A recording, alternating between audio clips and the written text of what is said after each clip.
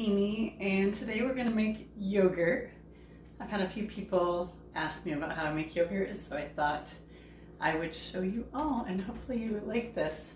I've been making yogurt this way, I was trying to figure it out, I think for over 10 years at least, and it has really been a no-fail way to make it. It's always worked out. I don't remember it ever getting like runny on me, where I used to have a yogurt maker, and I think that one, half the time, it would turn out to like too runny, which you can still use yogurt. Even if it turns out runny, you can just put it in smoothies, or, you know, like Go-Gurts are more of a runny yogurt. But I've had great success with this. I hope you do too. Here's what you need: a gallon of milk, plain yogurt. I saved this from the last time that I made yogurt. So we're gonna use that. I use just glass quart jars, so 4 of these if you're making a whole gallon of yogurt. Obviously, if you think you won't go through this much yogurt before it goes bad, you can half this recipe, so do half the gallon and a little bit less yogurt starter. There's usually a little bit left of the yogurt after I fill up the 4 quart jars, and then I just use this for my starter for the next time. So you just need plain yogurt and milk, and then you're gonna let it warm up. I use just a heating pad. This heating pad is kind of old, so I use it on the highest setting. If your heating pad gets too hot, you might want it more on the medium one. You just want to keep it warm, like around 100 degrees while it's fermenting. And then some towels just to cover up the jars while you're doing that. The first thing you're gonna do is put your milk in a pot. Just a little tiny bit. Okay, so just gonna put it in here, and then you're gonna let it warm up to 180 degrees.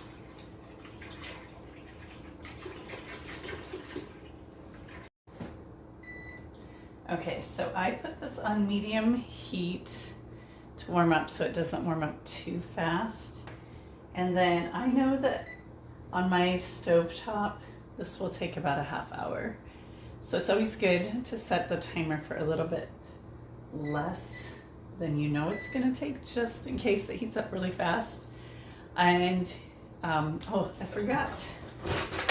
You also want an electronic thermometer. I just got this one on Amazon for like $10.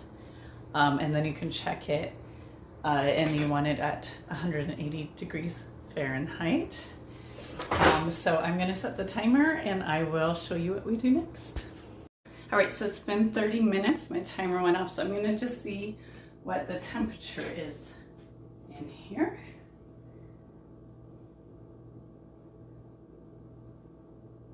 All right, so it's at 190 degrees. It went a little hot today. And that's okay. It's okay to have it a little hotter. You just definitely want it at 180. I did try one time to see what it would be like if you didn't heat it all the way. And it just doesn't get quite as creamy. I don't know why, but I'm sure there's some scientific explanation for it. So now that it's heated up, now I just have to let it cool. So it's gonna cool down to 120 degrees. And once it's at 120 degrees, you can add in your plain yogurt starter. All right, so this is gonna take a little bit, so we're just gonna let it go, and I will come back and show you what's next. In about an hour and a half, and I just checked the temperature, and it is time to put the yogurt starter in. So I'll give you a little tip, or a little trick. If you are gonna be gone, you need more time for it to cool down, you can leave it on the burner where it was cooking. It'll slow down the heat, so it'll come down to 120 degrees slower. If you're in more of a hurry, then remove it from the burner so that it'll slow down quicker. So it would probably take about 3 hours if I had left it on the burner that I had already heated the pan on. You can also put a lid on it. Like if you know you're gonna be gone for a few hours running errands, you can put the lid on, and that will slow down the temperature going down. So it just kind of depends. You can just make it work for however it works for you.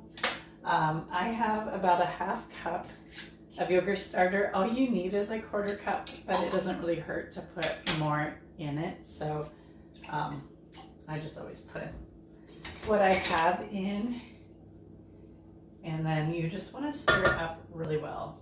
Sometimes I use my immersion blender just to get it nice and even.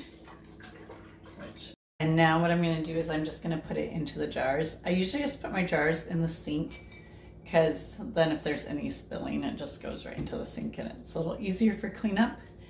So I'm going to do that. I do have one of these jar funnels as well. I use wide mouth jars. You could use like Tupperware or Snapware as well if you don't want to use the jars. Some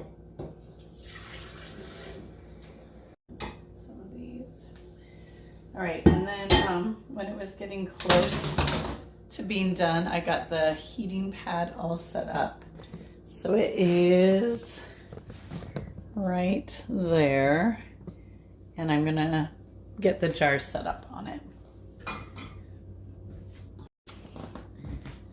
So it works better without the lid on, and then as soon as you're done, you put the lid back on it. Okay, so then we're gonna tuck them in.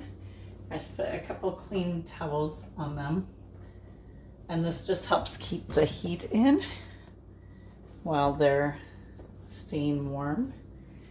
And I usually let them sit here for about 6 to 7 hours, kind of depending. I'll check them every few hours and see. And they should feel kind of more, you know, just like yogurt would feel. You should be able to kind of stick your finger in it with like stick in, or you can take a spoon or whatever for the texture, and just, you can keep it going probably for up to 12 hours. You could do it overnight if you wanted to, and then it would be ready in the morning. And it just gets like a little bit thicker the longer that you have it incubating here. So we're gonna let this incubate, and I will show you when it's done. All right. Right, the yogurt is done. You can see that it's a little bit firm.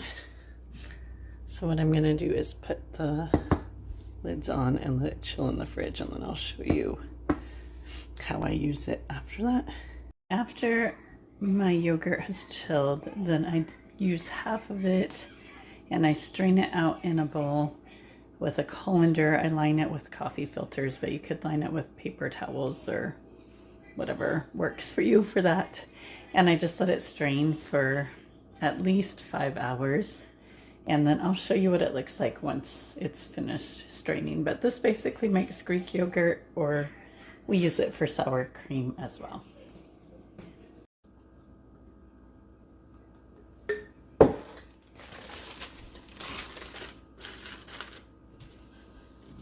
I'm done straining the yogurt, and I'm going to show you what it looks like now.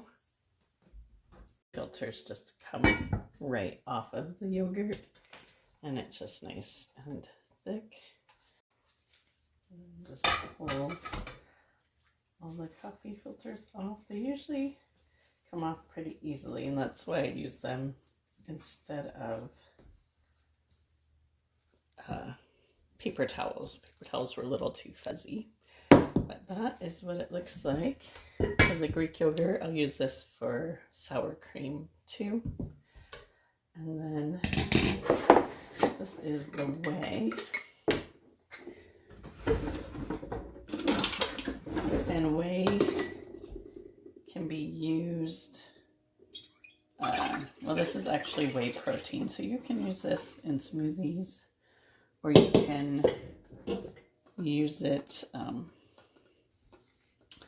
in chicken, like in place of chicken stock. But also if you have lactose issues, whey is usually where the lactose is stored. So if you have lactose, you might just want to use this a different way. Sometimes I just put this in my dog food because we do have a little bit of lactose problems in our family. But that is the next step. And then I have one final thing that I do with the rest of my yogurt, which I will show you next. The thing I do is I make yogurt cups with the rest. So make my own little fruit on the bottom. This is some chia jam that I've made.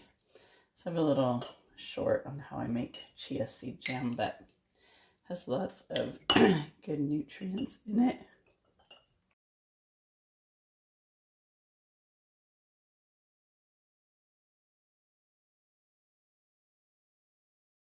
A bit of maple syrup on it. So I'm going to do white lids on that, and then these lids on here. So I know which one has more of a sugar content. So just depending on what I'm putting it in, I can use one or the other. But I don't even mix them until I'm ready to use them. The maple syrup will slowly make its way down. And that is what they're like. I'm just going to put them in the fridge. And that is what I do when I make yogurt. And I hope you enjoyed this video.